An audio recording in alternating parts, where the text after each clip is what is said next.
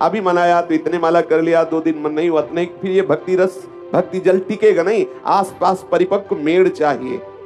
जो तुम्हें गुरुदेव ने नाम जप दिया है, जो तुम्हें गुरुदेव ने मंत्र दिया है, सब प्रभु के अनंत नाम है, अनंत मंत्र है, अनंत महिमा है, सब प्रणाम है, लेकिन हमारी सिद्धि हमारे गुरुदेव के द्वारा दिए हुए मंत्र से होगी। इस बात को पकड़िए।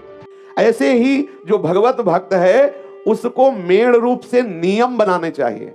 गुरुदेव की कृपा प्रसाद से नियम के अनुसार भक्ति करनी चाहिए। मन माने नहीं, अभी मनाया तो इतने माला कर लिया, 2 दिन मन नहीं हुआ नहीं, फिर ये भक्ति रस भक्ति जल टिकेगा नहीं। आसपास परिपक्व मेड़ चाहिए। उस भक्ति जल को सुरक्षित रखने के लिए किनारा मजबूत चाहिए, नहीं तो फिर वो प्रवाह में बह जाएगा। जहां लहरें आएंगी, वायु का धक्का लगेगा, बह जाएगा। यदि आपका नियम दृढ़ नहीं है, गुरुदेव के द्वारा दी हुई परिपक्व उपासना पद्धति दृढ़ता पूर्वक नहीं कर रहे, तो यह माया की वायु आएगी और ऐसी कोई न कोई तरंग आएगी जो आपके मन को भक्ति रहित करने वाले आचरणों में फंसा देगी। बहुत ये ध्यान देने योग्य विषय है। गुरुदेव की कृपा से भक्ति रंग हृदय में जागृत हो रहा, तो आसपास मेड़ मजबूत होनी चाहिए।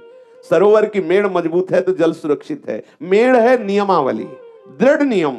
जो नियम लिया है उससे ठीक से निर्वाह करना। अब आप देखो, पूज्य श्री राधा बाबा के जीवन चरित्र में आया कि सत्संग समीप होता था, रोज नियम से सत्संग सुनाने के लिए उनको कांधे पे ले जाते थे, क्योंकि पैरों में गठिया रोग हो गया था, चल नहीं पा रहे थे राधा बाबा। एक दिन जो ले जा रहे थे उन्होंने उदासीनता दिखाई। बाबा ने कहा बस मुझे वहां तक पहुंचा दो।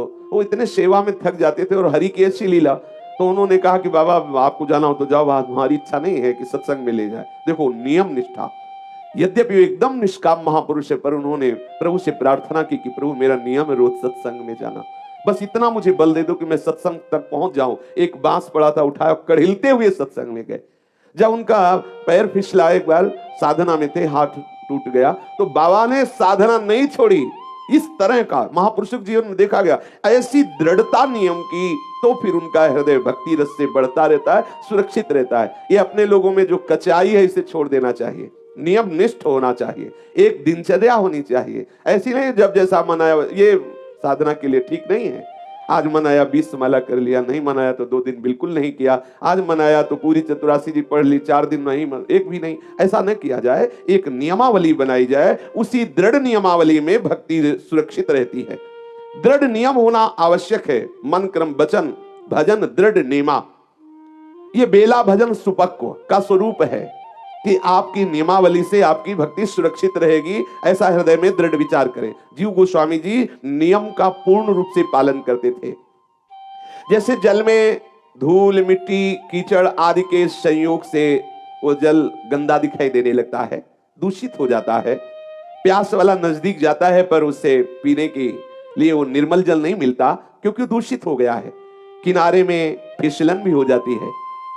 ऐसे ही यदि आप नियमावली से पक्के नहीं हैं, आप सावधान नहीं, तो आपकी भक्ति रूपी जल दूषित हो जाएगा, आपके किनारे काई जमा हो जाएगी, फिसल जाएंगे आप। कोई पीने आएगा आपको भक्त जानकर भक्ति का रस, उसको स्वाद नहीं मिल पाएगा, वो पी नहीं पाएगा, क्योंकि आपकी भक्ति दूषित हो गई है। आपकी भक्ति में रजोगुण आ जाएगा, आपके हृदय में मान प्रतिष्ठा जागृत हो जाएगी, आपके हृदय में वासना जागृत हो जाएंगी, आप दंभ करने लगेंगे, आप पाखंड करने लगेंगे, आपका भक्ति जल गंदा हो गया। इसलिए सावधान, नियमावली, दृढ़ नियमावली, इससे आपका जल सुरक्षित रहेगा। आपके हृदय में जो भक्ति रस है वो पवित्र और सुरक्षित रहेगा। कहीं भी कोई भी छल कपट दंभ मान कामना ये आपकी भक्ति को दूषित ना कर पावे। जैसे कोई दूषित जल का सेवन नहीं करेगा, पर यदि करता है तो रोगग्रसित हो जाता है। ऐसे ही वासना छल दंभ आदि, भक्ति का नाटक, भक्ति का स्वांग आदि, ये आत्मा आनंद का हनन करने वाला है। यदि कोई ऐसा सेवन करे तो फिर वो आत्मानंद का अनुभव अर्थात भगवदानंद का अनुभव नहीं कर सकता। इसलिए सावधान, अपनी भक्ति को पवित्र रखो, जिससे दूसरों को भी, जैसे जलाशय सुंदर है, निर्मल जल है, सुव्यवस्थित है, वो जाकर के जल को ग्रहण करके अपनी प्यास बुझा सकता है। यदि आपकी भक्ति निर्मल है, आपका भक्ति का नियम दृढ़ है, तो जो भी आपसे जुड़ेगा, जो भी आएगा वो भक्त हो जाएगा। उसके दैहिक दैविक ताप मिट जाएंगे, उसकी जन्म जन्म की प्यास मिट जाएगी, उसका हृदय भी निर्मल होने लगेगा, प्रिया प्रीतम के चरणों में आसक्ति बढ़ने लगेगी। छल दंभ तो आपके हृदय में होना ही नहीं चाहिए, भक्ति के लिए बहुत हानिकारक है। और भगवत ऋषि जी ने कहा यदि विवेक नहीं है, वैराग्य नहीं है, तो आपकी भक्ति निश्चित पाखंड रूपी रोग से ग्रसित हो जाएगी। बिन विवेक वैराग्य भक्ति बिन सत्य न एको जानो, भगवत विमुख कपट चतुराई सो पाखंड जानो। छल आ जाएगा, चतुरता आ जाएगी, कपट आ जाए। आप नियमावली से भजन नहीं करते और आपको भक्त मान के जहां सम्मान मिला तो आप उसको सुख पूर्वक स्वीकार कर लेंगे। आप उस सम्मान को बचाने के लिए और नाटक करेंगे और दंभ करेंगे और पाखंड करेंगे, पूरा जीवन पाखंड हो जाएगा। मिला क्या? ये प्रणाम नमस्कार से क्या मिलने वाला? आत्मानंद मिल जाएगा क्या? चार लोग तुम्हें संत कह देंगे तो तुम्हें भगवत साक्षात्कार हो जाएगा क्या? चार लोग तुम्हें महापुरुष अवतार बता देंगे तो तुम यमराज के दंड से बच जाओगे क्या? इसलिए सावधान, सच्चाई से चलो। हरि दुलार करें, भले सब निंदा करें, क्या फर्क पड़ता है? और सब तुम्हारी जय जयकार करें, हरि से विमुख हो, क्या लाभ? क्या मिला?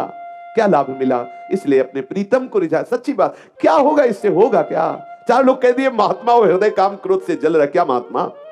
चार लोग कह रहे हैं अरे आप तो अवतार हो, और यहाँ पिटाई हो रही है, अंदर अंदर से जल रहा है। बाहर से अवतार वाले पूज रहा है और अंदर से मलमूत्रों के द्वार में भटक रहा है, क्या अवतार? बहुत सावधान। सच्चे महात्मा बनने के लिए नियमावली की आवश्यकता, दृढ़ नियम, और नियम में बहुत सामर्थ्य है। आप देख लीजिए, हमने देखा, महापुरुषों को भी देखा है, दिन भर बुखार से पीड़ित पड़े हैं लेकिन उनका नियम है बैठ के उतने माला करना। तो देखा पूरा बुखार से शरीर कांप रहा है लेकिन वो बैठा लो हमें, और वो बैठ गए, माला शुरू कर। आश्चर्य हुआ कि यहाँ तो जरा सा हो जाए तो लगेगा छोड़ो सब, हाँ अब तो बीमार है ना अपने आप, लेकिन वो बीमार है, वास्तविक बीमार है, वृद्ध शरीर है, चलने में असमर्थ है, बुला के कहते बैठा लो हमें, दीवार से लगा के बैठा लो। नियमावली पूरा करना, पकड़ो हमें, परिक्रमा मार्ग ले चलो, दंडवत कराओ चलकर। आश्चर्य होता, पकड़ो हमें, ठाकुर की 4 परिक्रमा करवाओ, चरणामृत लाओ। बोले बाबा वो चरणामृत तो खत्म हो गया। हाँ तो ठीक है, कोई बात नहीं, अब कल पाएंगे। नियमावली, बिना चरणामृत मुख में रखे प्रसाद नहीं। आश्चर्य हुआ उनकी नियमावली देख करके। दूसरे दिन जब ऐसा नहीं कि स्नान करवाओ लाओ चरणामृत, ऐसा नहीं, अब दूसरे दिन जब स्नान होगा ठाकुर का, चरणामृत लेंगे तब प्रसाद पाएंगे। नियमावली होनी चाहिए, नहीं तो आपकी भक्ति छल से, दंभ से, अभिमान से युक्त हो जाएगी, दूषित हो जाएगी। सावधान रहिए, कहीं काई ना लग जाए। काई कहते हैं फिसलन वाला, जल में जब काई होती है ना, उसके समीप कोई भी आता है तो फिसल जाता है। ऐसे ही यदि आपकी भक्ति काई युक्त हो गई, वासना की काई लग गई, आपकी भक्ति में दंभ की काई लग गई, तो जो भी आएगा फिसल जाएगा। दर्शन भक्त अनूप, रूप न शोभित प्रीति बिनु, भरम भटकत भूप श्री हरिवंश कृपा बिना। बोले दर्शन तो बहुत दूर से ऐसा लगता है बहुत बड़े भक्त हैं, लेकिन हृदय में ठाकुर से अपनापन नहीं, ठाकुर से प्रीति नहीं, नियम से भजन नहीं, शुद्ध सिद्धांत हृदय में धारण नहीं किए, तो बोले क्या? बोले भरम भटकत भूप, बोले बड़े बड़े भ्रमित हो जाते हैं। क्या हुआ? दिखाई दे रहा था जल, गए पीने के लिए, लेकिन काई इतनी थी कि फिसल गए, जल तो मिला नहीं, हाथ पैर और टूट गए। इसलिए सावधान, आपके द्वारा कहीं ऐसा ना हो, समाज का हित हो जाए, अमंगल हो जाए। आपको भक्त मानते हैं जन, आपको वैष्णव मानते हैं, आपको भगवान का पार्षद मान करके अपने जीवन को समर्पित करते हैं, आपकी आज्ञा में रहना चाहते हैं। आप सावधान हो जाइए, कहीं आप अपने को बड़ा समझकर, कहीं आप अपने को भगवान समझकर, कहीं आप अपने को महान समझकर ये छल दंभ पाखंड न कर बैठे, जिससे आए हुए की हानि हो जाएगी और उसकी श्रद्धा की हानि, उसके भजन की हानि करने के कारण तुम्हारी दुर्गति हो जाएगी। आप इतने ऊंचे पद में हैं, वैष्णव हैं, हरि पार्षद हैं, उसने आपको भगवत संबंध से स्वीकार किया, और आप तो फिर उसका परिणाम मालिक देगा। जब मालिक देगा तो संभाल नहीं पाओगे।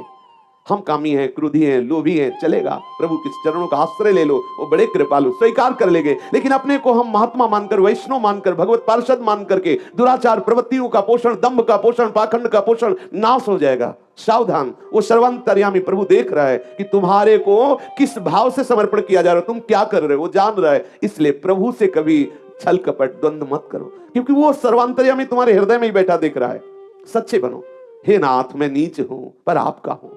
अपने को कहीं श्रेष्ठ मान करके नीच आचरण न कर बैठे। जो ये हृदय से सोचता रहता मैं नीच हूं, उसके द्वारा नीच आचरण नहीं हो सकता, क्योंकि वो दैन्य है। दैन्य के द्वारा कभी शास्त्र विरोधी भाव नहीं आते, अहंकारी में ही शास्त्र विरुद्ध आचरण आते हैं। दैन्य हो, हरि के आश्रित हो, नियमावली से युक्त हो। भले हमारा हृदय भगवदानंद में नहीं है, विषयानंद का आकर्षण है, लेकिन हम ये विचार करें कि ये वैष्णव भेष है, ये भगवत पार्षद स्वरूप है। सामने वाले की अगर श्रद्धा नष्ट हुई तो पता नहीं किस जन्म में अब वो श्रद्धा प्राप्त कर पाएगा। उसके नाश का कारण, उसकी श्रद्धा के नाश का कारण आप बने, इसलिए आपका बहुत बुरी तरह पतन हो जाएगा।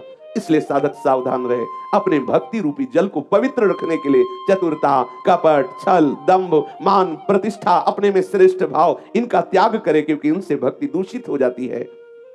तुम सदैव दंभ छोड़ करके दिखावा मत करो। श्री सदगुरुदेव के श्री चरणों में प्रेम करो। गुरु, जो तुम्हें गुरुदेव ने नाम जप दिया है, जो तुम्हें गुरुदेव ने मंत्र दिया है, सब प्रभु के अनंत नाम है, अनंत मंत्र है, अनंत महिमा है, सब प्रणाम है, लेकिन हमारी सिद्धि हमारे गुरुदेव के द्वारा दिए हुए मंत्र से होगी। इस बात को पकड़िए। जो गुरुदेव ने मुझे नाम दिया है, ऐसे नाम जपना और गुरुदेव के द्वारा दिया हुआ नाम जपना बहुत अंतर है। बीज और निर्बीज, ऐसा महापुरुषों ने अनुभव किया है। जो जगा हुआ आचार्य परंपरा से जो नाम आपको प्राप्त हुआ, मंत्र प्राप्त हुआ, वो बीज है। आप उस पर ध्यान दीजिए, उसको रटिए। ये मन है, बड़ा विचित्र है। जो गुरुदेव ने मंत्र दिया उसे ऐसे डाल देगा, मनमानी जप की तरफ भागेगा। नहीं, उसे घसीट करके मोक्ष मूलम गुरु वाक्यम, मंत्र मूलम, जो गुरुदेव ने बोला वो मूल है। आदेश कर रहे हैं स्वमंत्रे, जो आपको मंत्र मिला है गुरुदेव के द्वारा, पूर्ण वृत्ति उसी में केंद्रित कर दीजिए। श्री नामनी, जो आपको आराध्य देव का नाम मिला है, उसमें पूर्ण रूप से एकाग्र हो जाइए। अपने गुरुदेव से वास्तविक प्रेम करो, दंभ नहीं, कपट नहीं, दिखावटी नहीं, व्यवहार नहीं, सामने है तो हम प्रणाम कर रहे हैं, ऐसा नहीं। हृदय से हमारा संपूर्ण वृत्ति एक एक उनकी आज्ञा से ही होगी, एक एक वृत्ति के द्वारा चेष्टा उनकी आज्ञा। यह है गुरु प्रेम। गुरु के वचनों में, गुरु की आज्ञा में समर्पित होना गुरु प्रेम है। चरण चापना, वस्त्र धोना, भोजन पवा देना, ये एक सेवा का अंग है, संपूर्ण सेवा नहीं है। संपूर्ण सेवा है उनकी आज्ञा में रहना। चाहे आप लाखों कोस दूर है और गुरुदेव की आज्ञा में है, तो आप गुरुदेव के समीप है, और आप गुरुदेव के बिल्कुल समीप है, लेकिन आज्ञा के विरुद्ध आचरण तो आप बहुत दूर हैं। आप बहुत काल रहते हुए भी गुरु प्रताप का अनुभव नहीं कर पाएंगे, गुरु के हृदयस्थ विहार का अनुभव नहीं कर पाएंगे। देखा जाता है जैसे महापुरुषों के समीप कोई है लेकिन उसका परिवर्तन नहीं हो रहा, तो लगता है क्या है, ये संत नहीं है, इनका परिवर्तन नहीं हो रहा। अरे संत के समीप तो कैसा भी हो उसका परिवर्तन होना चाहिए, उसमें साधुता आनी चाहिए। आप सच्ची बात मान लेना, परिवर्तन तभी होगा जब आप उनकी आज्ञा का पालन करेंगे। जैसे लोहे की डिबिया में पारसमणि रखी है, वर्षों से रखी है, पर वो डिबिया लोहे की है क्योंकि बीच में रुई का पर्दा है। अगर रुई का पर्दा हटा दो तो 1 सेकंड में वो सोना बना दे। ये जो मनमानी आचरण का, देहाभिमान का, उनकी आज्ञा उल्लंघन करने का पर्दा है, इसे हटा दो तो आप देखो गुरुदेव के हृदय में जो चल रहा है वही तुम्हारे हृदय में चलने लगेगा। हम गुरुदेव से दंभ भरी प्रीति ना करें, आदेश कर रहे हैं सदा दंभम हित्वा कुरु रतिमपूर्व मतितरामयी। दंभ रहित हो करके, जैसे आप परिवार आदि से सब प्रेम करते हैं, उस प्रेम को समेट कर एकमात्र गुरुदेव के चरणों में प्रीति कीजिए। आप देखिए कि जो उनके हृदय विहारी श्री श्यामा श्याम है, वो आपके हृदय में वो साधना ना होने पर भी प्रकाशित हो जाएंगे, क्योंकि गुरुदेव चरण प्रताप से आपका हृदय निर्मल हो जाएगा। निर्मल हृदय प्यारी जू का सिंहासन है। वो हृदय को निकुंज बनाकर उसी में खेलने लगते हैं। इसलिए सबसे पहला आदेश करे गुरु, फिर आदेश कर रहे हैं गोष्ठो। श्री ब्रजधाम का आश्रय ले लो, ब्रजधाम का वास स्वीकार कर लो। 2 बातें हैं, आश्रय ले लो पूर्ण रूप से। जब हमें समय मिला भागे वृंदावन धाम, ब्रजधाम आए, परिक्रमा की, दर्शन किया, रजरानी ली, चरणामृत लिया, फिर चले गए, अपने नेत्रों में बसा लिए, बार बार चिंतन कर रहे, फिर व्याकुलता पूर्वक आए। ऐसा ये आश्रय वास प्रदान कर देगा। अगर आज नहीं तो निरंतर का वास प्रदान कर देगा। आप ऐसे ही रहना, अन्य आश्रय न लेना, अन्य तीर्थ अन्य धामों का आश्रय न लेना। फिर कह रहे गोष्ठा लईसु, जो ब्रजवासी जन हैं, जो यहाँ वास कर रहे, जो यहाँ रज का सेवन करके भजन कर रहे हैं, सर्वतो भावेन, उन ब्रजवासी जनों में आपकी प्रीति होनी चाहिए। जब हमें किसी से प्रीति होती है तो उसमें दोष दर्शन नहीं होता, दोष दर्शन कराने पर भी नहीं होता। सप्तऋषि जन आकर के मां भगवती को उपदेश कर रहे, तुम ये तपस्या किसके लिए कर रहे हो? वो महादेव जी को पति के रूप में वर्ण करने के लिए। महादेव जी में है ही क्या? ना कोई महल है, ना कोई आभूषण धारण करते। अगर आभूषण धारण भी करते हैं तो सांप वगैरह, चिताभस्मालेपो गरल मसनम दिग्पट धरो जटाधारी कंठे भुजग पतिहारी पशुपति कपाली भूतेशो। क्या है इनके पास? भूतों की फौज है, मुंडों की माला है, सांपों के आभूषण है, चिता की भस्म लगाते हैं। सुनो, इतनी तपस्या कर रहे हो ना, तो हम तुम्हें दूल्हा रूप में वैकुंठनाथ भगवान नारायण को दिला देंगे। आप देख लीजिए, यह प्रीति का स्वभाव है। भगवती जानते हो क्या बोले? महादेव अवगुण भवन, एक को गुण नहीं, आप जैसा वर्णन करते हो मैं मान गई। महादेव अवगुण भवन विष्णु सकल गुण खान। माना भगवान विष्णु श्री हरि नारायण सब गुणों की खाल है, लेकिन जेहि कर मन जेहि सन रमे तेहि तेहि सन काम। अब तो कोटि जन्म लग रगर हमारी, बरऊं शंभु न तरहूं कुमारी। यह है प्रीति। जो इस ब्रज में वास करने वाले हैं उनसे प्रीति करो। प्रीति का तात्पर्य है उनमें भगवत भावना करके कभी उन पर दोष भाव न लाओ। जिससे प्रीति होती है उसमें सद्गुण दिखाई देते हैं, उसमें प्यार दिखाई देता है। ये हमारे प्रभु के जन है, बस इतना मानकर प्रीति करनी है। गुरु के चरणों में समर्पण, ब्रज का वास या ब्रज का आश्रय, ब्रजवासी जनों से प्रीति और सुजने। सुजन कहते हैं वैष्णव जनों को। हमारे सुजन कौन है? संसार में सुजन स्नेही संबंधियों को मानते हैं, लेकिन अपने को किसको मानना है? वैष्णव जनों। हमारे सुजन कौन है? हमारे स्नेही संबंधी कौन है? ये वैष्णव जन, हरि पार्षद जन। ये हमारे रिश्तेदार हैं, यही हमारे नातेदार हैं, यही हमारे परिवार के हैं, यही हमारे प्यारे जन हैं। सुजन, इनसे प्यार करो। भगवत प्रेमी महात्मा जनों को अपने परिवार का मानो, अपनी पंक्ति का मानो। हम सो इन साधुन सो पंगति। ये हमारे परिवार के हैं, ये हमारी पंक्ति के हैं, ये हमारे स्नेही संबंधी हैं, ये हमारे सर्वस्व हैं। ऐसी भावना करो। और कह रहे हैं भूसुर गणे।